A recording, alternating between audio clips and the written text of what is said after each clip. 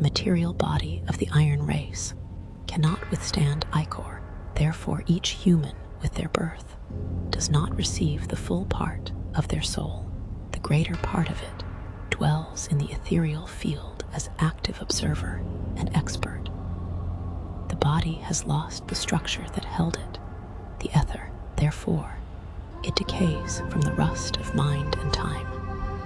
In ancient Greek literature, there is a characteristic reference to the nature of the gods.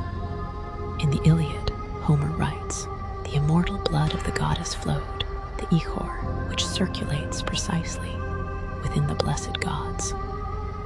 The blood of mortals is material, dense, carrying the weight of decay. And if the people of the Golden Age had the complete blood of the gods, then within their veins did not flow blood like ours.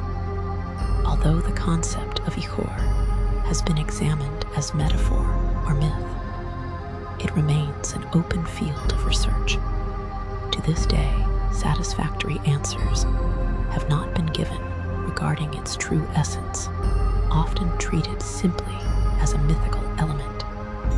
However, given that the word ΙΧΩΡ has 4 letters, the same number as the nucleotides of DNA that constitute the genetic code, an entirely new path of interpretation opens. No serious proposals have been made until now about what ΙΧΩΡ actually was. However, given that ΙΧΩΡ has 4 letters, the same number as the nucleotides of DNA, with a good cooperation of philologists, linguists, physicians, and biologists in this direction, it might hold surprises for us. Imagine a code where the word for the life of the gods, ΙΧΩΡ, corresponds to the 4 structures that create our life today. If ΙΧΩΡ was the energetic form of DNA in the Golden Age, then we understand why they did not grow old. They had no decay, because their information was not written in unstable particles, but in stable dimensions of light and ether. And here we must pause at something critical. The ethereal world does not represent fire in the sense of combustion, but light.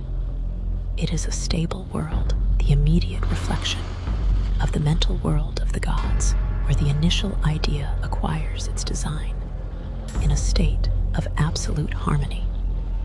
In this stable dimension was written the information of life, not in unstable particles like in the iron race, but in light and ether.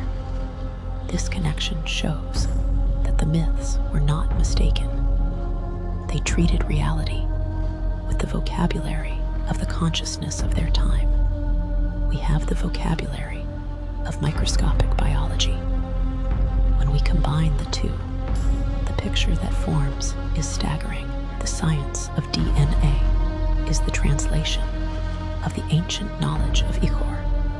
If then the ΙΧΩР was not lost, but diluted, if the heritage of the gods sleeps within us in our genetic code that remembers the Golden Age, then arises a question. How does it awaken? The science of DNA is the translation of the ancient knowledge of ΙΧΩΡ. But awakening is not something you read, it is something you remember, and can wake up even in the worst way if necessary.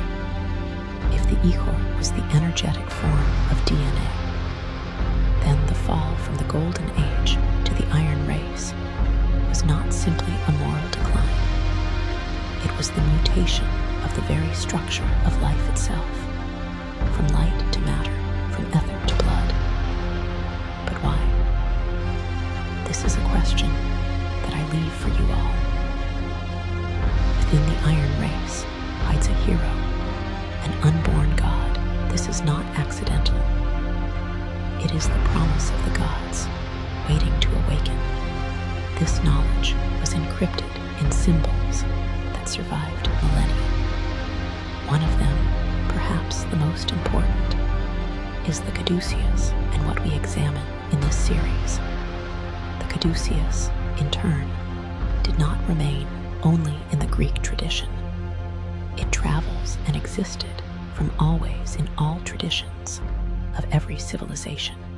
In the next part, we will examine some of these